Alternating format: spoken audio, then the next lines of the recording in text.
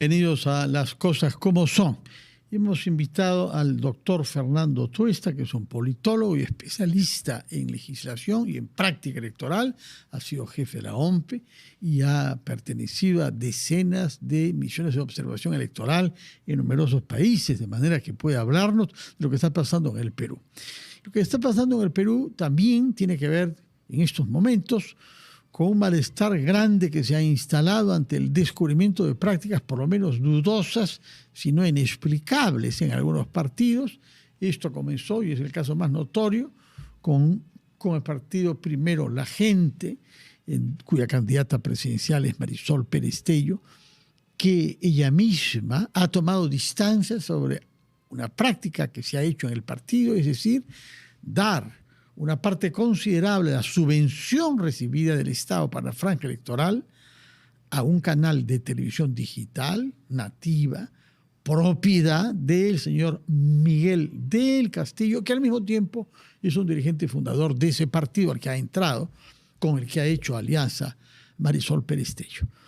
Esta misma figura la hemos visto después con el partido cuyo candidato presidencial es Carlos Álvarez, que ha reaccionado con energía, advirtiendo que él va a renunciar si no se esclarece lo que ha sucedido y se sanciona a quienes puedan ser responsables de actos dolosamente cometidos. Y hay otros casos también en los que hay quejas y sorpresas respecto de la manera como se ha usado, repito, dinero público, dinero de los contribuyentes, para que los partidos puedan hacer publicidad en los medios contratados de acuerdo al mecanismo que llamamos franja electoral. Señor Fernando Tuesta, muy buenas noches, gracias por estar acá. Cuéntenos, por favor, de cuándo data esta ley que permite que los partidos tengan dinero para esa actividad específica. Dentro del financiamiento en general y el financiamiento público en particular, hay dos modalidades. Uno, cuando el Estado entrega dinero directamente a los partidos. Es lo que se llama financiamiento público directo. Y la otra modalidad es cuando en realidad paga un servicio para los partidos, que es el acceso a los medios de comunicación, que es este caso, que se llama financiamiento público indirecto. Mal llamada franja, porque la ley mantiene el nombre. Franja era la modalidad de acceso a los medios cuando, por ejemplo, uno veía un spot en los diferentes medios a la misma hora. Tú pasabas de canal a canal y veías el mismo spot. Entonces, eso era como una franja. Ahora no. A partir de la elección anterior del 2021, hay la modalidad 2022 regionales y municipales, en donde cada partido le corresponde, y ahora voy a explicar cómo, le corresponde un dinero para poder invertir en medios de comunicación y espacios que según sus planes estratégicos. Esto hay, repito, desde la ley llamada antiguamente de partidos políticos del 2003. Este financiamiento público de la franja electoral. Es más, de la llamada franja electoral. En realidad el Perú tiene una tradición anterior. La primera vez que el Estado paga para que los partidos accedan gratuitamente es en 1978 con el gobierno militar. La Asamblea Constituyente. La Asamblea Constituyente. Luego esto desaparece y reaparece en el año 2003. Esto lo tienen todos los países, salvo Venezuela. Todos los países. Porque es lo más caro en realidad. En una campaña es lo más caro. Tan caro que la bolsa total de dinero del financiamiento público indirecto, es decir, para esta campaña, que son 60 días, es equivalente al financiamiento público directo de los 5 años para los partidos. Pues estamos hablando de que la mitad de lo que se les da es a los que tienen representación parlamentaria durante 5 años. No, estoy hablando, son, como digo, dos modalidades. El financiamiento público indirecto, ¿sí?, que es el acceso, a la franja. Digo, es equivalente, no digo que es... A lo que se les da durante 5 años. A los otros a los 5 que años. Tienen representación parlamentaria. Pero para otros fines. Pero que son mucho menos, ¿no? Porque esta vez son 36 a los que hay que dar. Probablemente, como usted mismo dice, habrán pocos. Entonces, ¿cómo se distribuye el dinero? ¿De dónde sacan los partidos es de la siguiente manera, y lo dice desde la ley del año 2003. Es así, de la bolsa, que ahora es como 77 millones. Que se reparte a los 36. La mitad se reparte a los 38 partidos inscritos, 38 entre partidos y alianzas, la mitad de esa bolsa en partes iguales y la otra mitad en proporción a los votos obtenidos en la última elección general, vale decir 2021. De tal manera los que hayan participado con algún éxito en la elección anterior. Pero lo que ocurre es lo siguiente. Van a recibir en proporción, y es así que a Perú Libre de esa otra parte le corresponde la mayor cantidad. ¿Cuánto es en total para Perú Libre? Uy, no lo tengo acá en el... Pero estamos hablando... Más de 2 millones. No, sí. Pero además es que, sí, es creo que como 8 millones. En total, no solo para las elecciones, sino para los 5 años. No. Olvídate. ¿Solo para las elecciones? Sí, solo para las elecciones. Y para los medios de comunicación son como 77 millones. Concentrémonos en estos 77 millones. La mitad en partes iguales entre los 38 partidos. La otra mitad en proporción a los votos obtenidos en el 2021. Pero ¿qué pasa con los partidos que no han participado la vez anterior? A ellos se les asigna un monto igual al último que recibe. Vale decir, el último de los 10 partidos que están en el Congreso es el Partido Morado. Y entonces a los otros partidos que recién se han inscrito les corresponde el equivalente al Partido Morado. Pero acá viene el tema. Hubo una modificación que hizo este Congreso, que cambia y ya no hay franja, pese a que la ley de manera errada sigue manteniendo el término franja. Y es así, le otorga al partido la decisión, antes simplemente se sorteaba, en los horarios de 8 a 11 en los medios de comunicación. A partir de la modificación en el anterior Congreso, es así, te asignan una cantidad de dinero. Con ese dinero, tú como partido vas a ir a una plataforma que se llama Claridad de la OMPE y vas a escoger qué medio, en qué hora, qué días vas a colocar tu publicidad. ¿Y qué medios están? Hay medios nacionales y medios locales. Los medios se inscriben y también redes sociales. Se inscriben bajo determinados requisitos y son proveedores del Estado. Entonces tú tienes un catálogo de medios. Viene el partido y dice, bueno, yo con este dinero, ¿cómo voy a hacerlo? Entonces yo tengo una estrategia política y comunicativa. Y digo, a mí me conviene o yo creo que con este dinero, para sacarle la mayor eficiencia a mi dinero, coloco estos 3 canales a nivel nacional, tales programas, etc.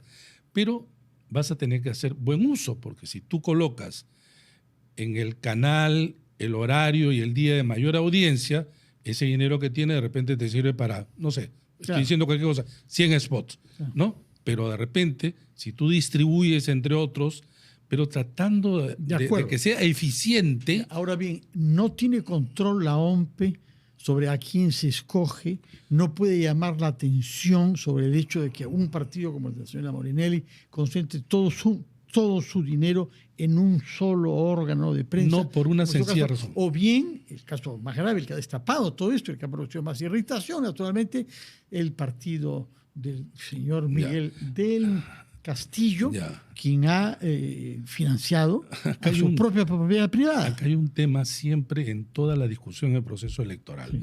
Cuando ocurre algo, uno trata de mirar a los organismos electorales. Los organismos electorales actúan conforme a ley en el marco, no pueden ir más allá. Y la ley dice lo que he señalado. Los partidos se encargan. Escogen libérrimamente. No, pero además acá tienes un catálogo, tú ingresas a la plataforma, llenas y eso es todo. Eso es todo. Se supone que un partido, ¿qué debe hacer? Obviamente lo que tiene que hacer es colocar en aquellos medios, en una distribución, lo suficientemente necesario para que yo candidato, y mis candidatos y mi partido puedan mostrarse, pueda hacer campaña. ¿Qué partido va a colocar de manera, pues, por decir errónea es lo mínimo, de manera inadecuada para hacer campaña? Estaría yendo en contra de los objetivos de mi partido. Pero, entonces, esto es una cosa privada de los partidos. Fernando, ¿cuáles son los cargos básicos, principales, fundamentales, en que si yo soy presidente del partido, jefe o candidato presidencial, debo tomar en cuenta? 1, el personero. 2, el tesorero. Y 3, el encargado del tema del financiamiento indirecto, vale decir, control de medios. Entonces, lo que creo que estamos viendo es la informalidad de muchas organizaciones y que abren la puerta. Cuando usted dice muchas, es que cree que hay otras, además de las 3 que hemos mencionado. Yo tengo conocimiento de otras que no puedo decir el nombre porque no hay todavía las evidencias, ¿no? Pero sí me han comentado de varios partidos. Entonces, ¿qué ha ocurrido? En vez de entregar a personas de extrema confianza de, digamos, los que dirigen el partido, han contratado en algunos casos a personas que supuestamente son expertas en lo que es plan de medios. De repente lo pueden ser. Lo que no necesariamente han controlado es que así se ha dado, parece ser, que esta persona ha entrado en, digamos, en relación con algunos medios bajo la figura de que si es que yo hago que el Estado te financie, te escoja a ti. Y a mí me cae un porcentaje. Una comisión. Bueno, el único que se atrevió a decirlo antes que usted, curiosamente, es el propio comunicado de Primero la Gente para desmentir que eso sea posible. Nadie nos había acusado explícitamente de eso, pero de ninguna manera se nos puede atribuir haber hecho eso. Parece ser de que hay como dos figuras. En el caso de Primero la Gente, en realidad a quien se responsabiliza es a un dirigente que fue no solamente fundador del partido, sino formó una empresa de comunicaciones y justamente esa empresa ha sido favorecido. Y quien estaba encargado de ese plan de medios era él, parece con otra persona, y entonces ha colocado a esa empresa donde él dice que ya no tiene acciones, pero quien parece que la dirige es su esposa. Y entonces hay un conflicto de intereses clarísimo, ¿no? Y ese clarísimo. conflicto de intereses es violatorio de la ley, porque aquel problema, por lo que ha dicho tú, por lo que ha dicho hasta ahora usted, uno tiene dudas de si es una práctica sucia y turbia, o además de eso es también delictiva. Bueno, entonces, dentro del marco de la ley orgánica de elecciones, ley de partidos políticos y su reglamentación, no hay nada que pueda uno entender como figuras de esta naturaleza. Y por lo tanto, al no existir, no son sancionables. Esto no quiere decir que quizá dentro del partido o un tercero vaya a hacer una denuncia que correrá pues por la vía penal correspondiente. Pero digamos, la OMPE recibe lo que está en su plataforma. Lo que ha dicho, parece, Primero la Gente es: yo no quiero, OMPE, que nuestra publicidad se emita a través de estos medios. ¿Qué va a ocurrir? Lo que va a ocurrir es que la OMPE probablemente tome esos espacios vacíos para emitir su publicidad de información electoral. En todo caso, pero esto no quiere decir... Marisol Perestello, a claro, propósito pero esto no quiere... que ella renuncia a usar publicidad en el medio que ha recibido más de 400.000 soles. Sin embargo, pero acá hay un tema. El que no lo usen no quiere decir que la OMPE no le va a pagar a ese medio. Sí, por eso es que van a difundir programas pedagógicos y de cultura política. Tenemos las cifras conseguidas amablemente por la producción de lo que ha recibido el partido que ha recibido más, que es Perú Libre, porque tenía más congresistas, por lo menos inicialmente, 7.500.000, seguido por Fuerza Popular, que es el segundo, con 5.400.000, Alianza para el Progreso, con 3.800.000, y luego Avanza País, con 2.400.000. Me parece que en este caso el partido Primero la Gente no llegan a los 2.400.000, creo cerca de una tercera parte o algo más del monto total. No, por eso decía es que si tú en la lectura estás yendo de mayor a menor. Sí. ¿Cuál es el menor de...? Sí, pues, es el Partido Morado. Sí. Y entonces a todos los partidos nuevos le corresponde el equivalente a lo del Partido Morado, que es menos de 2 millones. Sí. Pero bueno,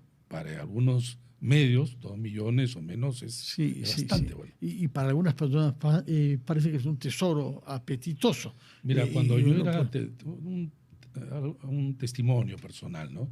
Cuando yo era jefe de OMPE, se dio también la franja en aquel entonces para las elecciones de 2001. Y conversé con... Pero no había financiamiento público en ese momento. Sí, claro, era financiamiento público. Pero dijo que se reintrodujo el 2003. Lo que pasa es que antes había la franja, hay un error, se reintroduce en el 2021 particularmente, perdón, 2001, y esto se incorpora a la norma, porque antes del 2001 no existía ley de partidos políticos en el Perú. La del 2013 es la primera, ¿no? Entonces esto ya es de manera permanente. Pero el 2001 fue algo excepcional porque era la transición, había habido el tema anterior. Bueno, ya lo que quería llegar era que converso con uno de los dueños de un medio de comunicación importante y lo que me dice, esto en realidad es importante para los medios de comunicación porque el Estado es el mejor pagador. Entonces, ¿por qué me decía? ¿En qué sentido es el mejor pagador? ¿Sabes en qué sentido? Que la OMPE va a pagar y no como muchos acreedores privados decían que no pagaban muchas veces. Bueno, pero en todo caso hay medios como RPP, si puedo decirlo, donde los ingresos públicos son una minoría pequeña en relación a la inversión privada. A ese medio de comunicación, digo, importante, le era un dinero fresco en ese momento, ¿no? Y en general, ahora imagínate, para algunos medios pequeños o en provincias, estas cantidades son realmente importantes. Sí. Ahora, por una parte, quiero ver lo que se puede hacer respecto a lo que ha sucedido ya y luego qué podemos hacer para que no se repita. Respecto a lo que ha sucedido ya, usted ve visos de delito, pero no está seguro de que haya ilegalidad. Bueno, habría que tener pruebas, ¿no? En todo caso, yo sí creo que es claro que en el caso de Primero la Gente hay un conflicto claro de intereses, ¿no? Pero digamos... Bueno, tanto es así que ha renunciado al partido del señor del Castillo, aunque dice que lo ha hecho para ser candidato. Lo que no me queda claro es que él dice que ha renunciado para, en realidad, dedicarse a su campaña como a la alcaldía de Lima, pero también como Primero la Gente. Entonces yo no sé si hay una disputa legal ahí. No. Si es que ha renunciado al partido, no va a poder. Es que eso es lo que llama la atención, ¿no? Bueno, en todo caso, es un caso bastante oscuro, efectivamente, de conflicto de interés. En el otro caso, el de Carlos Álvarez, tiene que ser suficientemente grave como para que el candidato anuncie que está considerando retirarse. Sin duda. Si no se le aclara. Ha habido también un comunicado ahí, pero no deja muchas cosas. Lo que dice Carlos Álvarez es lo que tú has señalado, pero además el partido, al sacar su comunicado, dice, efectivamente él no sabía nada, y dos, nada de lo que hemos hecho es ilegal, lo cual es estrictamente cierto. Digamos, no hay ilegalidad. Sin embargo, en realidad lo que tú estás viendo allí es claramente, por lo menos sospecha, de cómo tú vas a distribuir ese tiempo, dinero, en algo que no va a revertir a favor de tu partido. Porque tal como has distribuido en medios que no tienen audiencias, que son claramente menores, sin posibilidades de que tus mensajes, cuando empiece la campaña, van a entrar pues a competir en un mar de mensajes. Porque este dinero de lo que estamos hablando, recién lo vamos a ver materializado en los spots que van a salir en casi todos los canales. Y entonces, si tú has hecho buen uso de tu dinero, obviamente estarás en los mejores programas, en los mejores canales, en los que tienen más audiencia, los que tienen alcance nacional, versus de repente a lo que tú has mal escogido y no se te va a ver, ¿no? Se va a perder. Estamos hablando de 38 organizaciones políticas. Bueno, eso respecto a lo que ha sucedido hasta ahora. ¿Qué podemos hacer? ¿Qué se puede modificar de la ley para evitar que la puerta abierta y el arca abierta haga pecar incluso al justo? Sí. Mira, hay un serio problema porque gran parte de los partidos son informales y algunos de ellos lo que se ha denominado coloquialmente vientres de alquiler. Cuando Carlos Álvarez dice yo no conocía nada, claramente es una persona que entró a un partido simplemente para ser candidato a última hora, como hay muchos. ¿Quién es el jefe, dueño del partido? Otro. Y hay muchos así, ¿no?, que están en la trastienda y que finalmente son los que, creo yo, han sido parte de esta dinámica en los últimos años de la mercantilización de la política, ¿no? Han inscrito a los partidos con un sistema que justamente permite que ingresen una cantidad alta, y entonces, en el caso específico ya del contrato con los medios, mira, es un poco difícil hacerlo porque, nuevamente, como te repito, un partido debe tener personas claves, ¿no? Sí, tesorero, entonces, el representante del dinero del Estado. Quizá para que no exista esto de que yo, candidato o jefe del partido, no sabía nada. Que hemos visto en varios casos, ¿no? Ya, es como antes, recuerdo los cheques, cuando había, por ejemplo, una empresa, eran 2 firmas, ¿no? Sí. Bueno, la segunda tiene que ser, de repente, no sé si el candidato presidencial, el dirigente del partido, de tal manera que si ocurre algo, en realidad no puedes decir que no estabas enterado o que no eras responsable. Los partidos tienen que asumir su responsabilidad. Y quienes se comprometen con un partido como candidatos, saben con quién se están justamente aliando o relacionando. ¿Qué es lo que se puede cambiar? ¿Qué es lo que se puede cambiar para evitar que esto se reproduzca? Porque además tenemos también la segunda vuelta. Claro. La segunda vuelta habrá otro dinero y otra distribución. Sí, pero yo creo que es difícil que en la segunda vuelta hay menos dos partidos que quieren lograr la presidencia van a dejar en manos de terceros o no estén controlados. Allí la cosa es distinta, ¿no? Estamos hablando de la primera vuelta, de una dispersión de 38 partidos, organizaciones en general, donde es posible encontrar esto. Mira, los partidos dentro de estos 38, un poco más organizados, porque en el Perú nada es tan organizado, pero dentro de estos, los más organizados, los que han tenido ya carreras políticas, no se está viendo este tipo de problemas. Está viendo muchos de estos cascarones, venta de alquiler, o partidos nuevos, o quizá se han enfrentado con algo que no sabían, ¿no? ¿Cuál de las leyes aprobadas por este Congreso le parece a usted que han contribuido a estos bochornosos incidentes que estamos viendo y otros que se puedan producir? Por lo pronto, desde ya los partidos políticos no son objeto de una denuncia por organización criminal. Así es. Supuesto que hubiera habido una concertación Sin en duda. estos partidos, ya no se le puede juzgar a ellos. No, han rebajado muchas cosas. Por ejemplo, hubo denuncias a los 2 últimos años del mal uso del financiamiento público directo. ¿Qué ha hecho el Congreso para adecuar a estas nuevas modalidades? Nada. Lo único que hizo en tema de financiamiento es el financiamiento privado era limitado. Bueno, hay que abrirlo como antes. Eso es lo que ha aprobado. Lo otro es medidas como esta, supuestamente el financiamiento ciego, ¿no?